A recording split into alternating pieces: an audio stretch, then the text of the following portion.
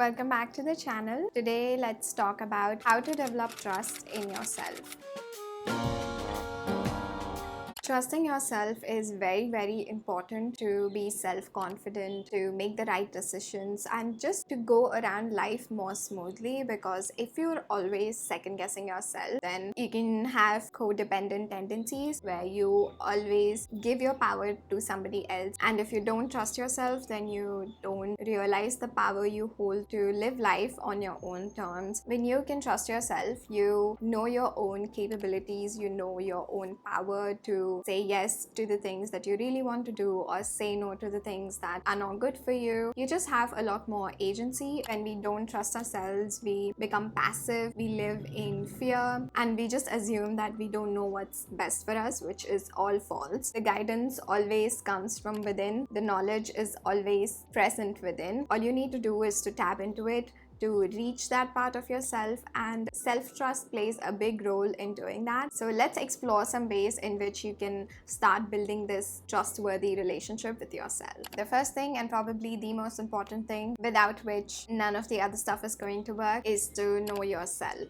And this is as simple as, how can you trust someone you don't know? The same way we cannot trust a person that we are not familiar with, we also cannot trust ourselves if we are not familiar with ourselves. A lot of us are strangers to our own selves because we just haven't taken out the time to understand who we are. We are so focused on everything outside of us that we rarely ever look within us and just think about who we are as a person. But when you know a good deal about yourself, your strengths, your limitations, your passions, your values, it becomes much easier for your logical brain to trust you, because a lot of times all the negative talk or just these limiting beliefs, they come from our mind telling you that you can't do this or you're not like this or whatever the hell. For a simple example, say suppose you've taken out the time to explore your creativity and you actually realize you have a lot of fun doing it and also that you're quite good at it. When you know this about yourself, when you know creativity to be your passion or your strength, then it's much easier for you to convince yourself to invest in a creative project. But if you do not have that knowledge about yourself, then it's like asking a random stranger on a street to like design a website for you. You know what I mean? Being confident in all the knowledge you have about yourself will let you believe in the decisions you make for yourself. And this just doesn't apply to strengths and passions, but also your limitations or aspects of you that hinder your progress, that hinder your growth. And acknowledging those things and understanding those things will give you an opportunity to integrate them into your lives in a more healthier way. And this in turn allows you to trust yourself, to change, to grow. So having this self-awareness is so important to build this trust within yourself. Now, the second most important thing is to have a good impression of yourself. So a positive self-talk, healthy opinions about yourself play such a massive role in the amount of trust you have in yourself. If you think and believe that you are capable, that you're strong, that you're dependent, whatever, then you will have the confidence to do whatever it is that you want to do, to achieve whatever it is that you want to achieve. Versus have low self-esteem and you're constantly engaging in negative self-talk, saying things like, I suck, I'm so dumb, I cannot do this, then of course you won't be able to trust yourself. Your brain constantly is listening to what you play on repeat and it filters out the rest. If you are engaging in negative self-talk and if you don't have decent opinions about yourself, then it's going to give you proof of why that's true and why in turn you cannot trust yourself. So build an assertive, positive opinion about yourself and see how significantly easier it becomes to trust yourself. Also, it's very important that you honor yourself, that you prioritize your needs and your desires, and that you're not constantly overextending yourself or that you are ignoring yourself, trying to be there for others. Of course, it's nice to be kind, to be unselfish sometimes, but if you're doing that to the detriment of yourself, then that's going to be a problem because you're constantly ignoring your own needs. And when you repeatedly do that, you're basically showing yourself that you are not going to take care of yourself, you are not going to honor yourself. So prioritize yourself from time to time, because it's very important that you meet your own needs first before you are doing that to somebody else. The next thing is to face your fears, doing things outside of your comfort zone. Now, don't randomly do the scary scariest shit ever that will make you never want to try anything ever again in your life. But you can get out of your comfort zone while still feeling safe. For example, maybe you are wanting to prioritize alone time.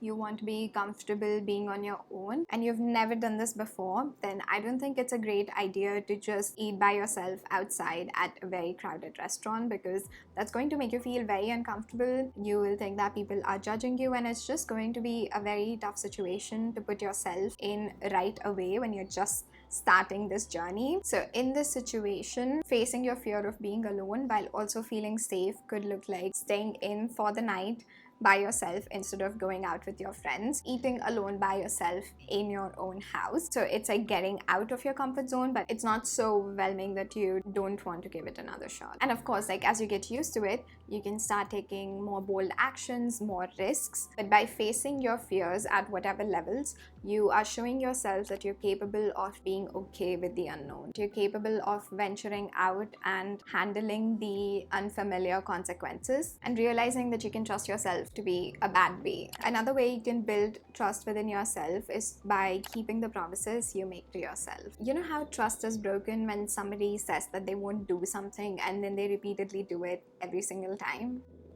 Yeah.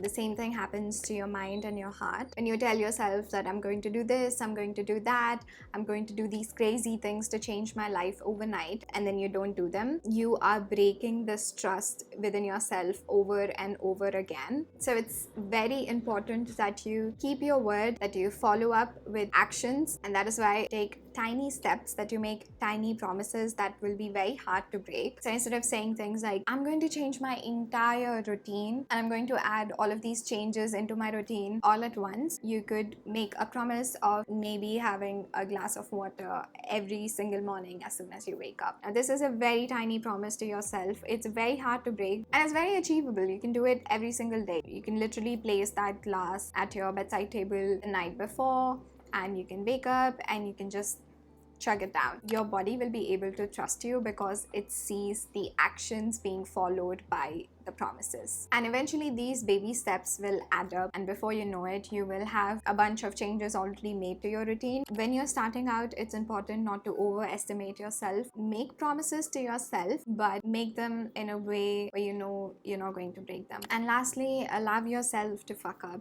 You're bound to go wrong somewhere. You're bound to make mistakes. A big part of building trust within yourself is messing up and still knowing that you can correct yourself or get yourself out of that situation. Our roughest patches show us our greatest strength, and it's through these mistakes, these fuck-ups, that we get an opportunity to trust our abilities. And we normally tend to lose our confidence when we go wrong somewhere. I think these are very important chances for us to not only practice kindness towards ourselves, but we also gain another experience where we have shown our resilience. And so these tough situations become our reference points when we are doubting ourselves, because it's like I went through the toughest shit at that point in my life and I was able to move through it and I was able to handle it with so much of strength, and I'm here now. So if I've done it once, I can do it again. Because I have the proof of my strength, I can trust myself to deal with the tough time I'm going through right now. So instead of thinking that I have to trust myself so that I don't make mistakes again, so that I'm perfect and that I can make the best decisions at all times, build this self-trust, knowing that if you just have that, then you'll be able to handle both the ups and downs of life with so much more ease, because like you know at the end of the day you have yourself and you trust yourself to handle a difficult situation, or to go after your dreams, or to make the best decision for yourself, or sometimes to just surrender and let go and let life happen to you, and know that no matter what the situation is and what is happening on the outside, you trust yourself to see yourself through it. So if you're having trouble trusting your inner guidance or even being able to listen to it, then practicing these tips can be really helpful in getting to a point where you instinctively listen to this inner guidance and you instinctively trust yourself. I hope you find these helpful in some way. Thank you for watching this video, and I will see you again.